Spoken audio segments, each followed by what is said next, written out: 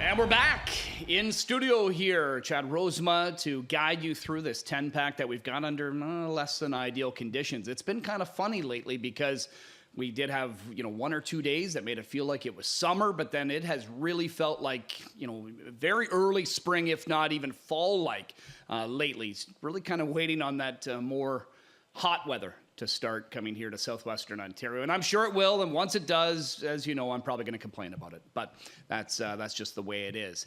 One thing I won't complain about is my co-host here with me tonight, my partner in crime, Mr. Randy Waples. If I wasn't here, you'd complain about me. Yeah. But I'm here, so you can't complain about me. You could be right. Yeah. Of course I'm right. Absolutely. Good to see you. Did you get any rain up your way today? We did. Yeah, just a little bit. You know what? I don't mind it because I just cut the grass the other day. Oh, good. So it's looking pretty good. We got the plants, coming up pretty good out there, and Mother Nature giving you the free car wash. Yeah. I don't mind that either. Yeah, for sure. But keeps you off the golf course. I'm a fair weather golfer, so I definitely don't like going out. In this kind of stuff. But, it's been raining all day long, even kind of kicked off, sort of last night. But they've been out there working on the track. We start the night sloppy in here. You could tell it's been taking a lot of rain. Oh, yeah, it has. It's still pretty juicy out there right now. And I think we're supposed to get like a pretty good little tuck around 6 o'clock. I think it's supposed to come down a little bit harder then. So the only good thing about that, sometimes when it comes down hard like that after just raining lightly all day, is sometimes it'll wash. If it comes down hard enough, it'll wash all that muck right down to the inside. Then you're just left with a hard track, but you're not going to get the muddiness. You're going to get some water splashing into your eyes, but you're not going to get the nasty mud that we had here. Remember a couple weeks ago where they couldn't see anymore. They had to call it because they just couldn't see. Yeah, no, it's challenging out there right now, that's for sure, but they'll continue to work. Horses out there warming up, getting those preparations in for tonight's 10-pack. It is a 10-pack where I know we do have a few scratches, Randy, but I think we only have one full field in here, but we do have, the fifth race, the lone full field on the night, but we do have some nice kind of nominators of 1, nominators of 2 trots with some horses maybe just getting back to work, some just showing up kind of thing. So decent time of year for that. Yeah, it's young horse night. Yes. Basically, yep. As long as you're into watching young horses race and learn and that, you're going to have a good night. I love these kinds of nights, because you're always able to pick out, a couple of gems there that maybe you didn't see before, but then you get to watch them progress and that. So always an enjoyable night, Chad. All right, especially when we're together, right? Absolutely. That's what you were going to say. That's what I was going to say. I'm here. That's right. Yeah. Exactly. Yeah. Now, if you weren't here, that's different. Yeah, exactly. Okay. We got a lot of replays that we want to dial up, so let's get into it as we start our in-depth coverage. Race number 1 is where we begin. The first race, of course, kicks off the early pick 5, guaranteed at $75,000. And right now we can see what's going on as far as the wagering. I think a pretty significant scratch in here. Highland Starburst, the younger sister to Highland Kismet. Yeah, big was scratch. joining the Mark Etzel barn. And just from a time perspective, thought she was going to be a factor, but unfortunately, as others have, sickness. And you'd probably have to think that right now, this time of year, it's been more that kind of allergy type mucus right now they're likely dealing with, right? Yeah, I would have to say so. Yeah. Yeah. Horses are the same as people. This time of weather, you're going to get sick. It's just the way that it is. Everybody you're talking to, it seems like they've already had a cold or a head cold. Evan Laux, our Ace One announcer there. Boy, oh boy, they should have handed him a purple medal for last week there. Boy, he sounded rough, you know what I mean? But he got through the whole card. And tonight, he's finally getting over it, his head cold. So I think it's everywhere. And, if a person can get it, trust me, a horse can get it too. Yeah, just to sidetrack a bit on Evan as well, he was telling me, I think you were out of studio here when he's telling me, but so Saturday was opening night at Kawartha. He's still dealing, obviously, even actually right off the bat, kind of lost his voice. Fought through it, managed to call the races, but what helped him out was that somebody decided to help him out doing some post parades and things of that nature. John McMillan. Yeah, that's the beauty of, like I said to you too, that's the beauty of small track racing in a small town. Everybody knows everybody. Everybody wants to help everybody, you know what I mean? And that's just the beauty. That's what harness racing, that's what I grew up with, harness racing, you know what I mean? Everybody was out to try to help each other, you know? Yeah. Maybe not so much now. Yeah, yet every time I struggle in the last few races when we got a 13 race card and I call up this guy to pinch it. Who? Yeah. Who? Yeah. Who? He Chad? suddenly, yeah, straight to voicemail is the message I usually hear on the other end of the phone It'd line. be easier to get a hold of my brother. Yeah, exactly. All right, race number 1 here, Buddy's Dream. So, here was that trotting filly that Scott Young had. We got to live wire him. He was kind of talking about her as well, because that was a good qualifier in behind Clarissa W. on May the 5th. Now, the debut, the line doesn't tell the whole story, but the replay that you're going to dial up kind of does. Yeah, I mean, this is a good effort. So I wanted to show you this effort. I consider this one to be locked in. I mean, first start, I think Scotty did a great job by Buddy's Dream, and I think she's going to come out of this very, very strong and good to go. So she qualifies in 57, and that was a nice effort in that qualifier. I didn't use her in this race. I kind of wanted to see if she could come back, and if there was going to be a little bit of a bounce, or would she come back with some go. And to me, she's got good go right here, and I like the way that she's doing this. Scotty's going to be able to find a little bit of room here, but now, no, nothing going there. So he snuffs her up about 20 feet before the wire, and I consider that to be a good effort her. I think that there's good improvement. That's 2 times in a row that she's trotted a mile in 57 and came back with glass quarters and 28 flat. So she did it once in the qualifier, came right back and did it at night. That to me means that she's ready to, progress from there. So I would not be surprised, although it's a bad night tonight. If the track was good, I wouldn't be surprised to see a 56 mile waiting for her, and maybe even better than 28 seconds on the end of it. Yeah, what about She's a Manalishi?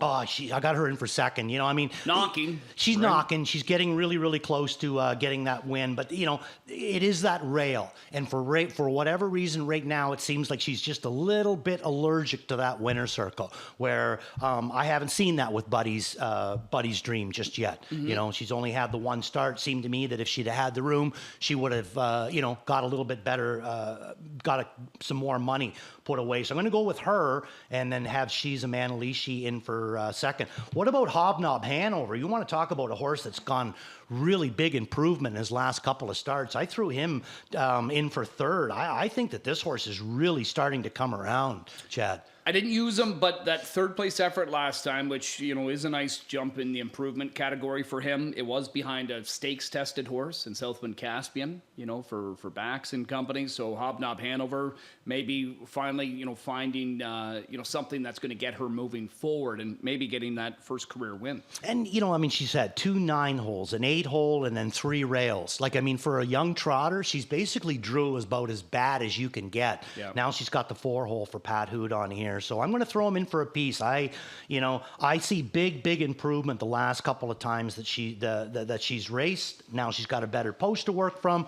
Hoping that tonight's the night. I'm going to try a first-time starter. Who Trudy Bird. I didn't love the race. Right. As far as anybody, I didn't fall in love with anyone, so I'm going to give that one a shot for Ken Susi of Paul McDonnell. How about race number 4, where we head to next? That's where our pick 6 wager begins. A group of 8 claiming Pacers, $20,000 the price tag. The condition, nominators of $30,000 lifetime. OSS get a little bit more than that, or Ontario Sard, I should say. Above my pay grade has been a rallying runner-up in each of his last pairs, so he's one that, given morning line status here as far as the odds. I know World Revival, you talked highly about this guy last week, and turning for home, I'll tell you what, I thought you did a nice job pegging this one as a threat, and he was 14-1. At one point, I thought, is he going to upset? Yeah. He's only beat a length when it's all said and done. It was close, but just steel wheel. He's just too much for this class right now. No matter what they do. He tries tougher now tonight. He's going to go a little bit tougher, so we get him out of here. He clears his way out. Brood On.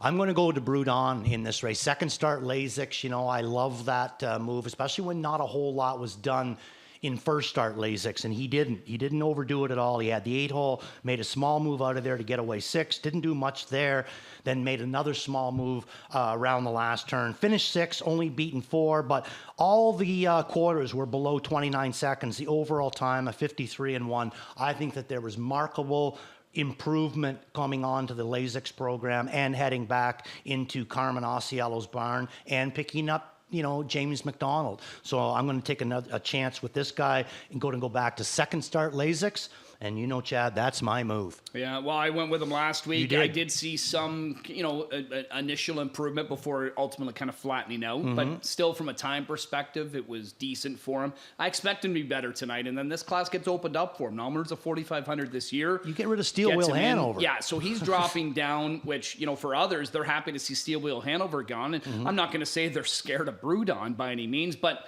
they swap that guy and now get one that you think is going to be better. So, yeah, I'm with you. I'm going to go Brudon in here. But above my pay grade, we do want to look back at that most recent and just kind of how things have been playing out. And this will be a good reference, too, if you just want to see how Steel Wheel Hanover has been looking, because he's looked great out there, not just pre-race, but during the race. This one here was a drive where Phil Hudon was able to kind of stay patient with him and then just kind of pull the trigger here. But there's World Revival picking up some cover. Cullen, the one on the inside. He just popped plugs now, Randy, and you got to like his effort the last couple of weeks. Yeah, I mean, this ends up being a really, really good race in here. I got above my pay grade in for second. Brudon's going to be my top pick. World Revival, going back to him in third. Here comes Tony Hahn on the outside with him. Another good effort by him as well. And then Poet Laureate. Not really sure what we're going to get with him, but I'm going to throw him in on the bottom. Coming back to our circuit, Chantel Mitchell's barn has been good. So that's going to be my top four in race number 4, 5134. And I'm 5137. 5137. Swapped out things there. Be Sunny. Be Sunny gets the shoe change, into this spot here. So another one too. Just in case we forget, we might want to say about that 8-horse having his hobbles lifted out 2 inches. 2 inches. That's a big change. Yeah, that's a big change. Yeah, I remember he got played in that first start here when Dougie drove him for Pam Forgy, and he sent this horse. He did. Right from the 10 hole. I know it didn't work out ultimately in the end. Got an extra week off, and Little Sebastian here returning, as you say, with that wardrobe adjustment. Race number 5, group of 10, our the only full field of the night on the trot here. Non-winners of one group. Morning line favorite is Kanagami Matt. This is one that got plenty of attention last time out, but proved to be second best behind Green Man's Joy. But I know we've really got the replay crew and behind the scenes here busy with this one because we've got a bunch that we want to tee up. So let's start out inside with Happy Angel. And I know this was one. I don't know did this one make your watch list?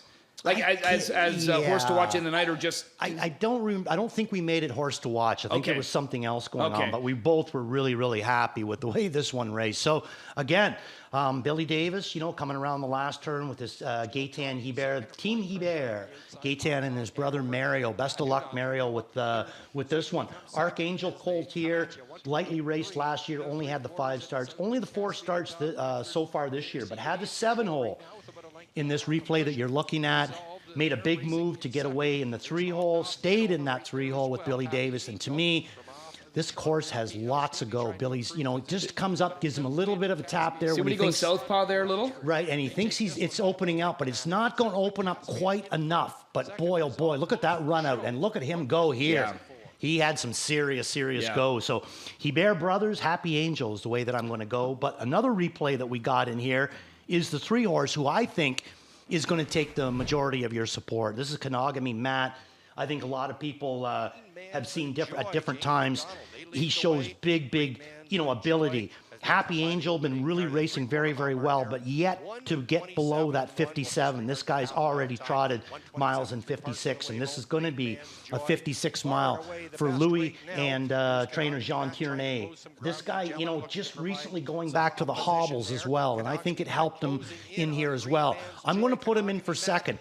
I think that, the way that Billy's horse looked on the end of the mile, I just liked him a little bit more as opposed to Kanagami Matt, but I would not be surprised to see Kanagami Matt be in the favorite. Okay, I got my 2 out of the way.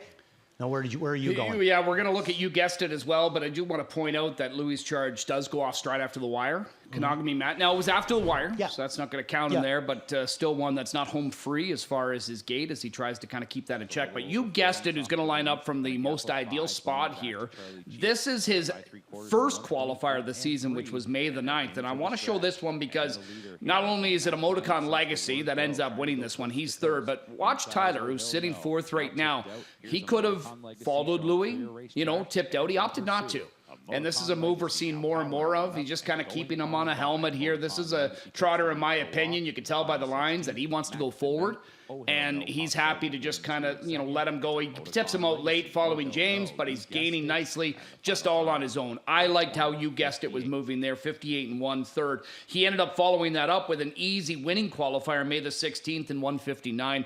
I feel like this trotter is well prepared by Dustin Jones and company to kick off his sophomore season with a victory. I like him a lot in here tonight. First start Lasix. Yes. Yeah. I got him in for third, so I can smell what you're cooking. I just happen to like happy things better because I'm a bit of a happy guy. Now here, we just talked about the issues that Kanagami Matt has had, trying to get this horse to settle and stay, trotting. It did stay trotting the latest, but made a break after. Just being told that Kanagami Matt's going to add a Pelling pacifier tonight, which could help to settle him maybe.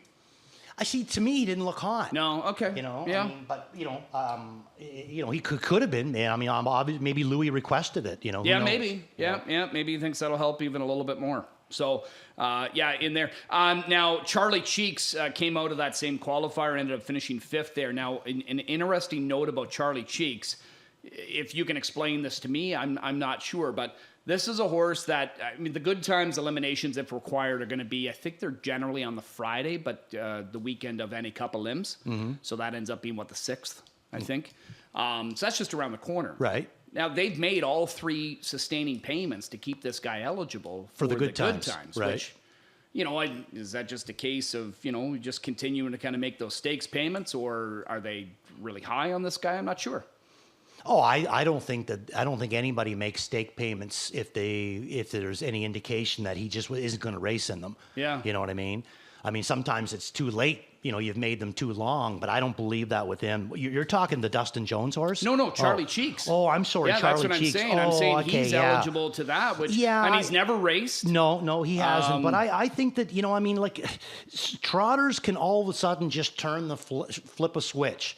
You know what I mean? And then all of a sudden they're good to go. And the thing about Shane Weber and the Rankins is that they always have that ability that if they think that this horse, Charlie Cheeks, is better than what he's showing, they always have that ability to send him out to Ben Bergeron. Because we both seen this so many times. Ben Bergeron gets a hold of one of these horses that hasn't really been doing a whole lot, and right away, he's able to make a big difference in them. And if you're able to make that big difference, then you want that ability to go into that stake race. So I could say that, I think in the back of their mind, they're loosely thinking, hey, if he turns a corner, we can race him in the good times. But if he's not going to turn that corner, I think that they'll probably just keep him in, grassroots and prospect, that kind of thing. I remember looking back, I think this is the first full for Royal Witch. Royal Witch. Was campaigned here. She won a preferred here, one preferred, and it was over Atlanta. Oh, wow. That's who she beat. Wow, that's amazing. Yeah, that's quite a little feather in your bonnet. Mm-hmm. Yeah, certainly is. Yeah. All right. Over to the back half of the card, race number 6 to kick off the late pick 5. We've got a group of 7 on the pace here. Fillies and Mares. It's that claiming condition. $20,000 the price tag. Nominators of $60,000 life. Ontario Sire getting $91,000. Superior Delight, has really just been, the cream of the crop, for the most part at this classification. Yet through all of that, she's remained with the same owners. It's not like for any reason. I know at one time she struggled on the turn. She seems to be better than that, even though she wears the spreaders, go straights, whatever it is. Yeah. But pretty powerful, and last time out, and on paper she looks like the one to beat. I do think Job Hunter, though. We've seen this movie a lot over the last several months. Des DeCour, Ryan Willis getting their hands on a new recruit. They find success right away. Des, look at those numbers he's putting up with limited starters, and he's making a bunch of changes. I see Job Hunter getting a big chunk of this. Yeah, I think so. I got her in for second. I agree with you. You got to take a second look when Des gets his hands on 100%. one. His record speaks for itself, and like you said, he's sending in multiple changes. In on this She was one. used hard too. Jay Harris, she got parked leaving out of there, and I think it ultimately just caught up with her. Yeah, I myself have been a believer because we talked to Jeff Hunt different times about her and stuff like that. I think that a Huntsville can race good in front as long as you're not doing it all the time. I think every once in a while they'll take a front end mission, but once they do that once, then you got to go back to the way that they're racing. Because my way, I think that they race the best. It's just my opinion. I think they race the best when that kick is saved. I think the kick is amazing on this breed, on the end of it. We've seen it with different horses. We've seen it with Jazzville, where she's in a spot where she's not supposed to be able to win that race, but yet she gets out and still able to get the job done. Just comes ridiculous end on. Who was the good huntress? There's another one. Yeah, where's she? I wonder right I don't now. know where she is, but there's another one. I mean, if she's locked in so many times, I've seen McClure edge her out, get her out, But and if she wham. gets sent, it's tough. Then she's not the same. Yeah. She can win. She can win a cheaper class, you know what I mean? But not the same kind of depth. So myself, I think that maybe they should have went to a two-hole approach or a kind of a down in amongst them kind of approach that first start. Because I didn't, after Jeff sending her the night that she got claimed, I really didn't think she'd come back with a big effort in front. Just my opinion. But I do have her in for second in here tonight. Superior Delight, Chad. I just think that she's too much ball for the alley right now. Okay. Until she gets out of this class, I think she's almost unbeatable in here. And to me, for whatever reason, it seems like she's getting sharper. Last week, she bookends a 52-mile, 26-3 out of there, 26-4 on the end of it. Just a real good horse. But there is another one, and I'm going to go all in on Superior Delight, but there is a replay in here that I do want to show you guys, and that is the 7-horse, Quiet Assurances. She was doing a lot of her racing on the B track. She's only come over to our track a couple of times. Bottom page, she finished second on our track back to London. Then she comes back here, finishes a good fourth on our track back to London. And then she races at Flamborough back here for this last start where she finishes second. And this is the replay that I want to show you as a horse that what I consider to be a little bit of a troubled trip as well. And check out the last quarter that she threw down, 26 flat on the end of it for this girl. So to me, like I said, I thought Tyler did a good race with her. She's been doing a lot of her racing on the B track. She hasn't seen this kind of speed, and now she's back here again today. I can honestly admit I was kind of hoping that we might see a bit of a hobble change on her. I was kind of hoping the hobbles were going to be let out a little bit.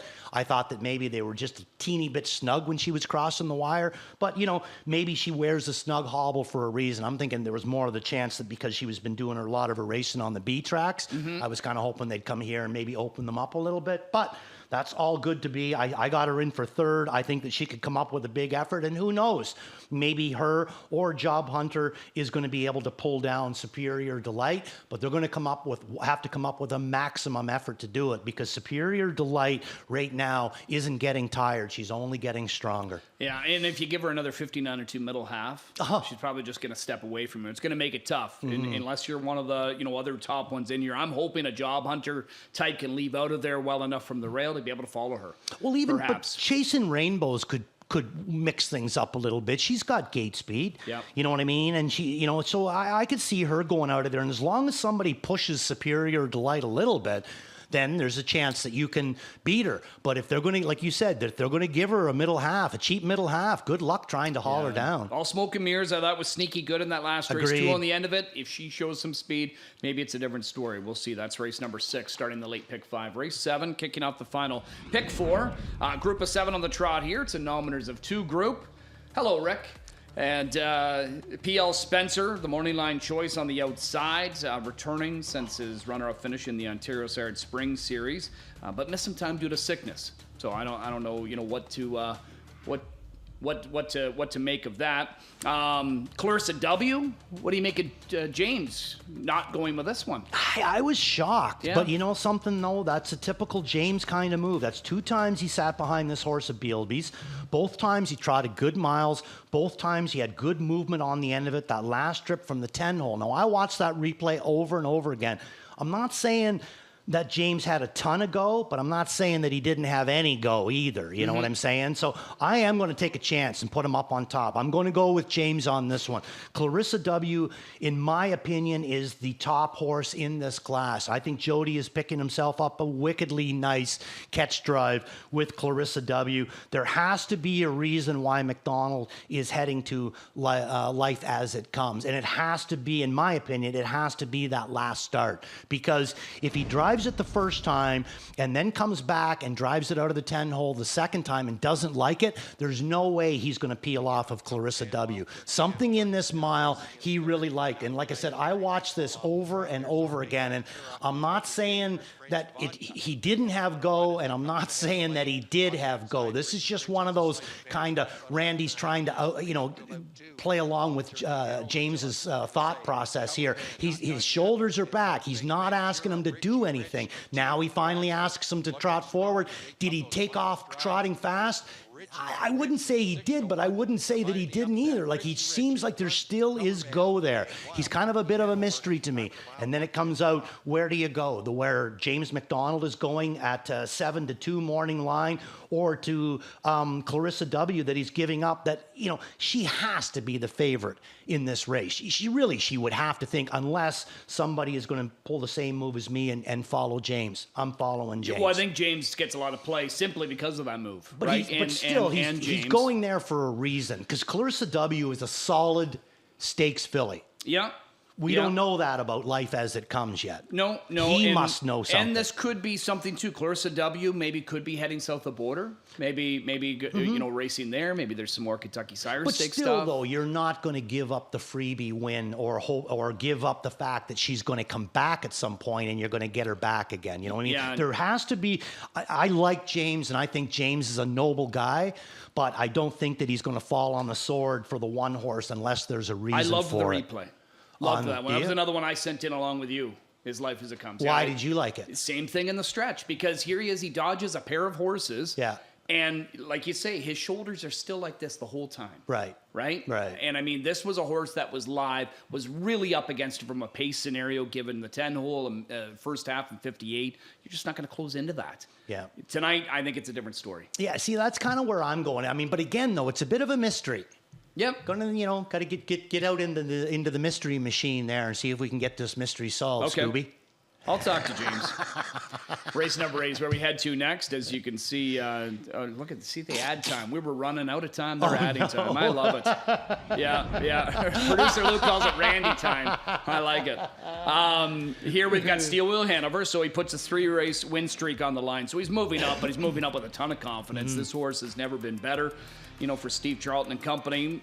You've got Punches and Bunches going to the Waxman barn, second back after missing some time. And then vis-a-vis Blue Chip, Trevor Henry, Shane Barrington off the claim. And that's enough to convince me. Is that where you went? Yeah. Yeah, me too. Yeah. I think this is a nice claim. When I saw the claim in on him last week, I thought, I think this is going to be a nice horse for somebody. Yeah, for sure. I mean, I don't think it's a bad barn to claim off of too, because every time I see one of their horses come on the track, they look healthy, strong, they race good. You know what I mean? So it seems like he races a lot of sound horses, Paul and Nicole. So I think it's a good claim as well, and he's also going to be the way that I'm going to go, and you can tell them no line to be announced. Yeah, no line to be announced. The horse was already entered when, prior to getting claimed in there, so they have the choice. On-time delivery, the next door neighbor. Here's one that has not won since early April, but has not been missing checks. Rarely even misses the ticket, in fact. Comes in off a runner-up finish from the 9-hole. On top of it, to Rochester Flash, who's just been on a tear over the last couple of outings. Where did he disappear to? Yeah, maybe he's trying a higher class. Maybe, or a different track or something. I'm not sure. Yeah. But on-time delivery got him in for second. Vis-a-vis Blue Chip going to be my top play in here. I thought that this was a great effort coming from the 9-hole. This is only Carmen's second start with this horse, and I think already he's showing that he's going to get along quite well with on-time delivery. Tyler Borth has also got along quite well with on-time delivery. Doesn't have a ton on the end of it right now, but I think that's got more to do with Rochester Flash. I mean, he just looks like a creature out there right now. So on-time delivery, going to throw him back in for second, because I really do think that the vis-a-vis Blue Chip is going to come up with a viciously good mile. Yeah, I think we have some nice trotters in the 9th, but we'll save that for later on tonight. Quick question before we go to off of race number 8. Okay, what Randall? is your thoughts on Steel Wheel Hanover? I have him in for third. I think Steel Wheel Hanover is going to be fine here if he can work out a similar trip to what he had maybe last week. So you used him? I got him in for second. Okay. But I do like vis-a-vis Blue Chip a lot. I think Steel Wheel Hanover, though, is not going to look out of place. One iota here. He's certainly got confidence he's bringing with him, too. He does. Race number 10 to close things out for us. More than $250,000 in carryover money for the Jackpot High Five. As that continues to swell, we've got a group of 9.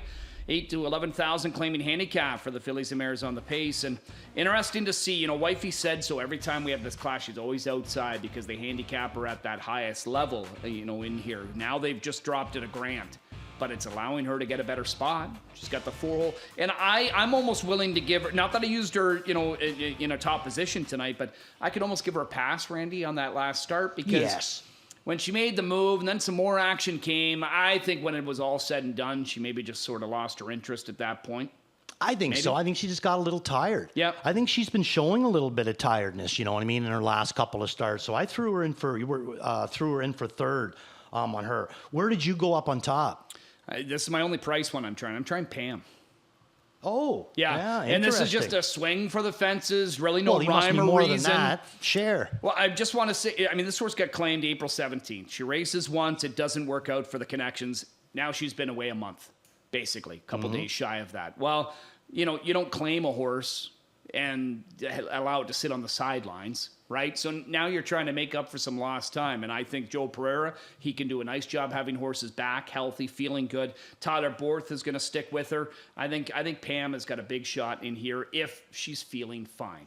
Good. So well, nice, I'll give her a shot for a price in the last because, again, I think this could go a bunch of different directions. But Cora, I know last week was a price horse. I had her rated pretty highly in there off the claim for Malik Smith. She raced huge. She's definitely going to get played more tonight. She's going to be played more. First over effort. Everything that you could say. You just really, really like the way that she put up this effort. So, she's got the outside. I think that Louis got options. I don't see a ton of gate speed in here. So I think that if it's playing his way, he can bomb her out of there and maybe, either try a chop or at least try to keep her a little bit closer. But still a great, great effort last week. And this is going to be Malik's second start with Cora. I could see some improvement going with her. She does draw the outside. To me, all that's going to do is boost her price a little bit. We get Louis back again. So Cora, the way that I'm going to go in here.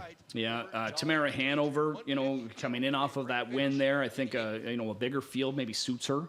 Gives an opportunity for maybe some flow and some speed up front that she can kind of chase down. She's feeling pretty good. Dolly Daydream is tough to even ignore. There was just many different ways I thought you could have gone. Oh, yeah, for sure. I've been using AK Black Badger quite a bit. Couldn't fit her in. And actually was okay last time. Yeah, and couldn't fit her. Did you get her in? No. Yeah, me neither. Couldn't fit her in. Yeah, couldn't. There's the bell. He says, move on. Yeti's ready. Yeah, that's right. Yeah. Food's heated up in the microwave. Okay, let's get into your early pick five. $75,000 guaranteed in that pool. You've put together a ticket. You always seem to find some singles. You got singles here? Only the one, Just the one? Yeah, tough opening bunch. So in race number 1, we're going to go the 1 and the 2 in there. I think it's fairly logical. In race number 2, we're going to go 4 deep in this one. It's 2, 4, 6, and 7. Here's that man again, Bet 19, Better Than Pride, and Mock Impact. I think I got it pretty well narrowed down. Here comes the single in race number 3. That's going to be the 6-horse PL Sapphire. Absolutely loved her in her last couple of races. Race number 4, Above My Pay Grade and Brood On is the way I'm going to do it. And race number 5, the 2 and the 3, Happy Angel and Kanagami Matt. I think Kanagami Matt's kind of more logical than the other one, but I think I can get a price if the answer's able to get Happy Angel across. Okay. All right. There's Randy's thoughts on the early pick 5. Sorry, Billy Davis. And good luck to everybody else that's going to play along in that. I can tell you right now, already over 21,000 in that pool.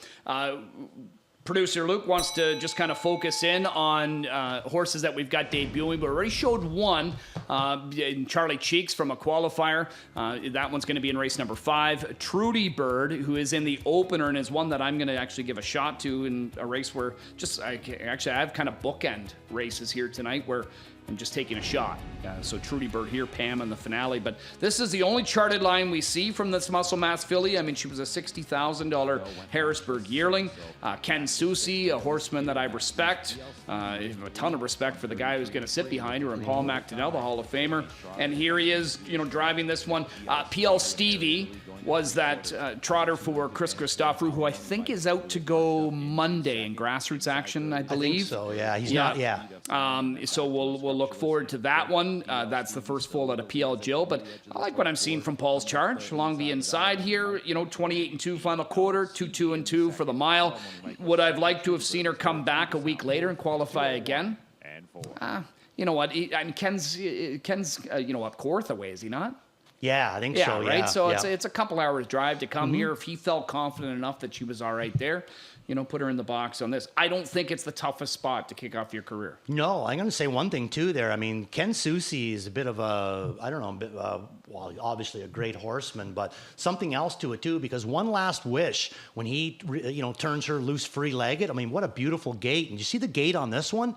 I mean, just a lovely, lovely gait to her, I mean, not One a Last flaw. Wish is back to him here now too, right? She'd been in the States racing. Which one? She was. Yeah, One Last Wish, yeah. She was down racing in Yonkers. Yeah, she's out tomorrow or Saturday, I think. Yeah, I think so. Yeah, I think tomorrow. Yeah. Philly night tomorrow, right? Yeah, I think you're right. We'll start getting into our stakes action as we know. Already got into the SBOA. We've got Golds coming up. We'll talk about that in a moment. But Pepsi North America Cup, we're just over 3 weeks away? Yeah. There's a horse that's in to go Saturday night that's Cup eligible that I absolutely love this year.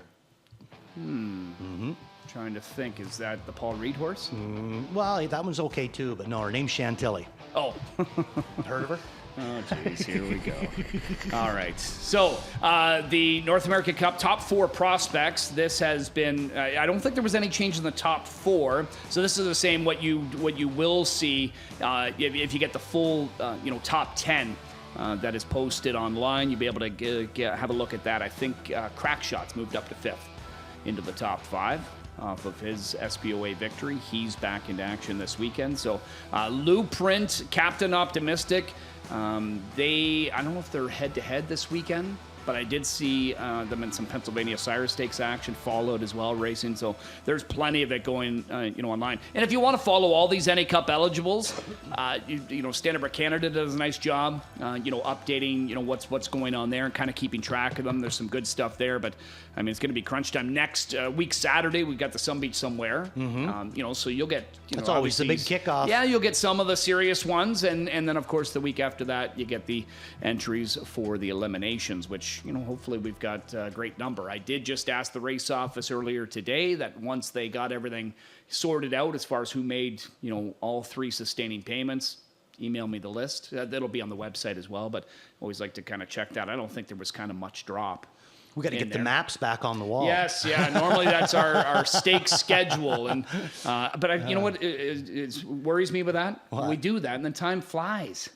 Even yeah, more so. that's true. It does. Right? It does really seem to fly when those goes up on the wall, because then they blame start Elisa. getting peeled. Elisa Yes, did it. It's her fault. Absolutely. Unbelievable. And Elisa's going to blame Brat, so it's just a trickle down. And I understand Elisa's here any Cup night. I think so. Yeah, that's what I'm Miss hearing. Blow will be in the house. Yeah, and Johnny Rollis as well into the mix. So yeah. And what, you're looking back forward to that. calling Monday?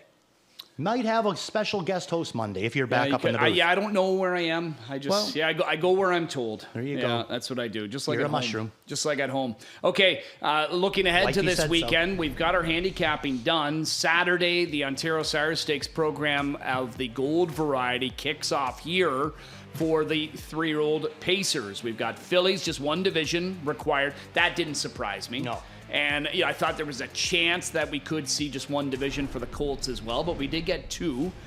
And what did we get? 2 8-horse fields? Yeah, I think so. Yeah. Gee, James picked up a live one. Yes. Yeah, he was kind of talking about that. Dougie McNair, obviously out of town.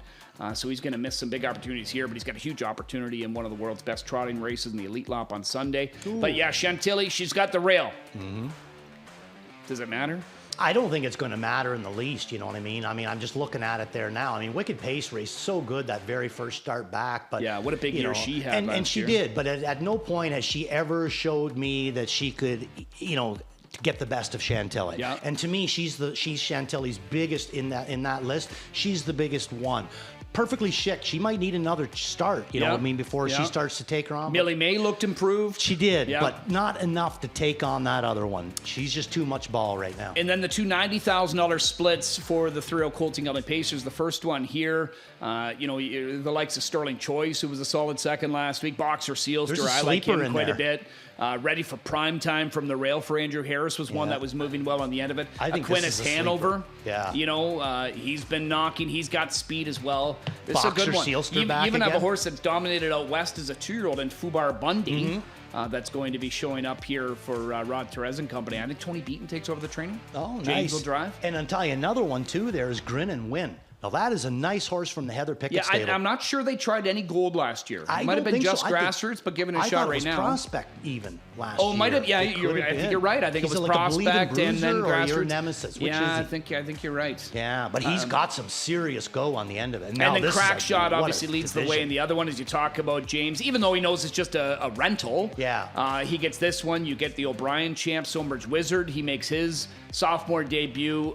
Travis Cullen, I think, is driving him. Yes, right. Yeah, nice pickup for Travis. Smiling Dancer into the mix, 5th and 5. That wasn't his normal self, in my opinion, last week. No, I don't think so either. And then he'd we got been really Bruno, good. no back again. He's back. Jack Darling with Control Rocks in there as well. So that's going to be fun as part of a 10-race program that we've got on Saturday night. And just like it was last week, Chantilly's is going to be early on the card. Race 2 again. Yeah. Right? Yeah, race 2. And she's 1-5, I think, in the morning line. Wow. I can't wait. Yeah. Can't wait, man. My best bet. She's your best bet? Yeah. I would have to think so, you got to really go looking for that one, don't you? Yeah. Yeah, for sure. Actually, I don't know. You know what? Actually, I did make my best bet in one of the golds, though. I believe I went all in on Boxer Sealster. Oh, did you? Yeah, that could be an interesting play in Just there as well. He's back again, I mean, take a stand I on asked him. McEnany the other night there. He seems like he's very, very happy with the way Boxer Sealster wintered. Yeah, good. And who's calling the action here on Saturday? That's a better question for you to ask you. Luke, do you know who's calling? Me. Oh, Doug McPherson is in town. Oh, there you go. That's right. Yeah, Evan's obviously committed to Kawartha, so we'll get, I think, a big dose of Evan throughout the week, the next couple of days. But then, Doug McPherson in town, warming up for, I think, Fort Erie starts next week. There you go. So there we go. So Doug McPherson calling some of that OSS Stakes action. Plays of the night here. We'll let you go first, Mr. Waples. I don't mind that. We're right off the bat. Here you are, Buddy's Dream. Right into race number 1, Chad, and it's going to be Buddy's Dream in race 1. Worth a Look is going to be race 5. Happy Angel all in race 6 for Superior Delight. Just hope that the streak keeps going. And Beat the Fave is going to be from way on the outside, the 9-hole Cora, who I thought was a really, really good effort last week. Here's what I've got. French Vodka to beat the Fave. I know one of the choices, Delon is scratched out of there, but I still don't think French Vodka is the choice. All in on, you guessed it, off the qualifiers in the 5th. Job Hunter to rebound in the 6th, and then I'll call Pam as an upsetter in that jackpot high five finale. Kevin Plaucha, pinch hitting for John Wallace in the DRF handicapping. He likes Happy Angel as well. Ghislain thumbs up to Life as It Comes. I don't mind that one. And then GB says Steel Wheel Hanover as his best bet can get it done and extend the streak to 4 despite the hike up in class. Good luck to all of them. And all the best to everyone tuning in or joining us on track. Thursday 10-pack over a sloppy track gets underway shortly. Let's take a short time out and we'll come back to set up the early pick 5.